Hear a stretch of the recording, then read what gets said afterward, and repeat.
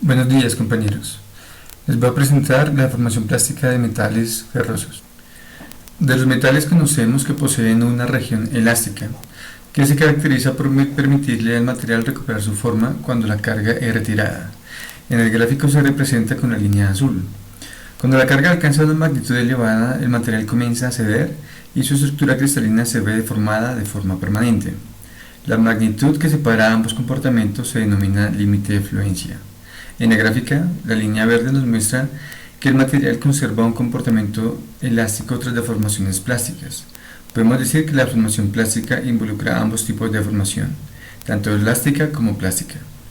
Para representar la estructura cristalina que define la distribución espacial de los átomos en el interior de los metales, empleamos esferas ordenadas.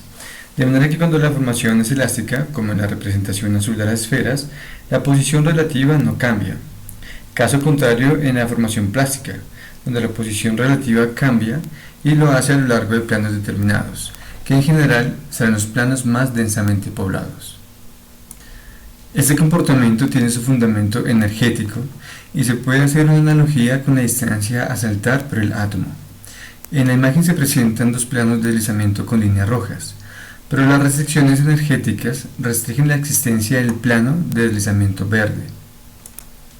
En general, los metales están constituidos por una distribución desordenada de monocristales, en los cuales sobresalen estructuras cristalinas como la hexagonal, cúbica centrada en la cara y cúbica centrada en el cuerpo. Esta distribución espacial define planos y direcciones principales, que básicamente son construcciones geométricas que se encuentran más densamente pobladas. Realizando el producto de direcciones y planos principales, se obtienen los sistemas de deslizamiento, que luego definirán el comportamiento plástico del material. Continuando con el diagrama a esfuerzo de formación, para definir algunos conceptos importantes, observamos en primer lugar que la recta que representa el comportamiento elástico tiene como pendiente E, conocido como módulo elástico, pero cuando el esfuerzo supera el límite de fluencia, se puede obtener un pequeño tramo al que le podemos asociar una segunda pendiente. Se observa que esa pendiente será menor que la obtenida en el régimen elástico. Esta gráfica cambia rápidamente la pendiente de la curva por causa de emplear las deformaciones globales, es decir, delta L. Una gráfica que representa un comportamiento real toma en cuenta valores instantáneos de deformación longitudinal. En el punto M', establece el comienzo de la estricción, desde la cual puede obtenerse la línea discontinua. Resultado de realizar una corrección en la gráfica real. El segmento corregido describe que la formación no es llevada a cabo solo por esfuerzos axiales, sino el resultado de un estado complejo de tensiones. Por tanto, exhibe esfuerzos normales menores. Este esfuerzo corregido se obtiene aplicando el factor K y el exponente n al esfuerzo real. Ambos términos son propios para cada material. En la tabla observamos un pequeño listado de materiales y el valor de los términos K y N. El término más decisivo para alejar la curva real de la corregida es el factor N, y en ese sentido la corrección de la curva es drástica para el aluminio y para el acero 4340. La diferencia entre el aluminio y el aluminio aliado 2024, que tiene como principal aliante al cobre, refleja la influencia a nivel cristalino del cobre sobre el aluminio. Esta elevada corrección para ambos metales, tanto para el acero 4340 como para el aluminio 2024, nos recuerda cuán fuertes son las interacciones a nivel microestructural bajo formaciones plásticas. Recordemos que la corrección de la curva se da porque el esfuerzo aplicado para causar la estricción se reduce, porque la estricción es causada por la interacción de esfuerzos cortantes y normales, y en el ensayo solo podemos medir el esfuerzo normal. Dado que la temperatura tiene una influencia muy notoria en el comportamiento mecánico de los metales, existe un ensayo llamado ensayo de fluencia. En ingeniería existen diversas aplicaciones que exponen al material de trabajo a elevadas temperaturas y carga. Algunas son familiares al sector energético como calderas, elementos de turbina o motores, y otros en el sector de manufactura como herramientas de corte y elementos constructivos en hornos. La formación bajo estas circunstancias se denomina creep, o fluencia en caliente, y será permanente. El ensayo consiste en someter una probeta a una temperatura constante mientras es mantenida a una temperatura dada. Se mide la formación y se representa gráficamente en función del tiempo. En el primer instante tenemos la fluencia primaria o transitoria, donde la velocidad de fluencia es decreciente. El material está experimentando un aumento en su resistencia a la fluencia o endurecimiento por deformación. Más adelante tenemos un segundo tramo de fluencia secundaria o estacionaria. Es la etapa más larga, de velocidad constante, y la gráfica es lineal. Se da entonces un balance entre el endurecimiento por deformación y el recocido contra acritud. Recordemos que el recocido contra acritud es un tratamiento térmico de los metales cuyo objetivo es devolver al metal, que ha pasado por una formación, características como la plasticidad, la utilidad, la tenacidad, además de eliminar tensiones internas. Hacia el final de la gráfica, es decir, hacia el final del ensayo de fluencia, obtenemos la fluencia terciaria, donde se experimenta una aceleración de la velocidad de fluencia y su ruptura final. Podemos esperar que el comportamiento de la fluencia bajo temperatura se vea incrementado si se incrementa la carga o si se incrementa la temperatura. En estas dos gráficas se representa cómo es el comportamiento cuando se incrementa la carga a la izquierda y cuando se incrementa la temperatura a la derecha. Podemos observar que las variaciones al incrementar la temperatura son más bruscas y se reduce tanto la fluencia secundaria como el tiempo de ruptura, que son parámetros relevantes en estas circunstancias de carga bajo temperatura. Los factores que afectan la fluencia caliente son temperatura de fusión, módulo de elasticidad y tamaño de grano.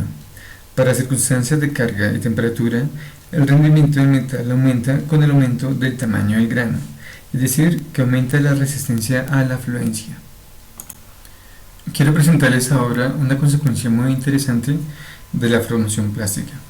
Y contrario a lo que siempre esperamos, estas deformaciones no se dan por esfuerzos externos, sino por interacciones internas de la estructura cristalina del metal. Es un contenido de un canal en YouTube llamado Veritasium. Por ejemplo, en 1991, la nave espacial Galileo se dirigía a Júpiter. Cuando los científicos intentaron desplegar su antena de alta ganancia, que debía abrirse como un paraguas, se atascó. 3 de las 18 patas de la antena se negaron a abrirse, y esto se debió en parte al hecho de que estaban soldadas en frío y los pernos estaban atascados. Y nada de lo que los científicos pudieran hacer la abrirían, por lo que al final tuvieron que encontrar una manera de usar la antena de baja ganancia para enviar datos desde Júpiter, algo para lo que nunca fue destinada. Los ingenieros de la NASA en ese momento identificaron que la falla se debió a algo llamado soldadura en frío. Verás, en el espacio, si dos metales entran en contacto, pueden fusionarse sin la necesidad de calor o fusión de ninguna de las piezas. Y esto se debe a la estructura fundamental de los metales, que se parece a esta barra de caramelo, ya que contienen una red de iones cargados positivamente, como los cacahuates, incrustados en un mar de electrones negativos como en el caramelo.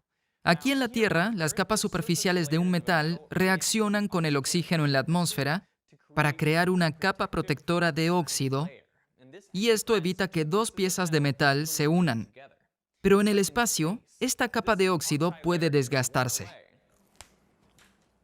Si dos piezas de metal no se deslizan una sobre la otra como en bisagras, y luego las piezas de metal desnudas, con un poco de fuerza o impacto, pueden fusionarse, entonces los electrones de una pieza de metal pueden fluir hacia la otra. Como mencionó el físico Richard Feynman, los átomos no tienen forma de saber que están en diferentes partes. Pero la soldadura en frío no siempre es algo malo. Los científicos la han encontrado muy útil en la fabricación de nanotecnología. Las técnicas de soldadura tradicionales utilizadas a escala muy pequeña a menudo salen mal, porque estás tratando de calentar un punto en nanocables diminutos y puedes terminar con todo derretido en tus manos. Entonces, en condiciones muy similares al vacío del espacio exterior, los científicos han demostrado que los nanocables de oro monocristalinos se fusionaron entre sí en segundos, sin usar calor, solo la técnica de soldadura en frío. Y esas soldaduras son perfectas. La estructura cristalina es idéntica al resto del nanocable, así como las propiedades mecánicas y eléctricas. Entonces, aunque la soldadura en frío es un problema potencial en el espacio, es increíblemente útil aquí en la Tierra para fabricar nanotecnología. En ingeniería es preciso determinar para qué condición de esfuerzos el material presentará fluencia. Para este propósito existen dos criterios que evalúan la condición de esfuerzo y los esfuerzos de fluencia, atracción y cortante obtenidos en ensayos mecánicos. En primer lugar tenemos el criterio de Tresca, que a partir de obtener los esfuerzos principales de una determinada condición de esfuerzo, se ordenan de mayor a menor, obteniendo así tres esfuerzos, uno por cada dirección ortogonal, y siendo sigma 1 el mayor y sigma 3 el menor. El criterio de Tresca establece que si la resta de sigma 1 y sigma 3 es igual al esfuerzo de fluencia, el material presentará fluencia. Esto es equivalente si se iguala la misma diferencia con el doble del esfuerzo de fluencia por cortante.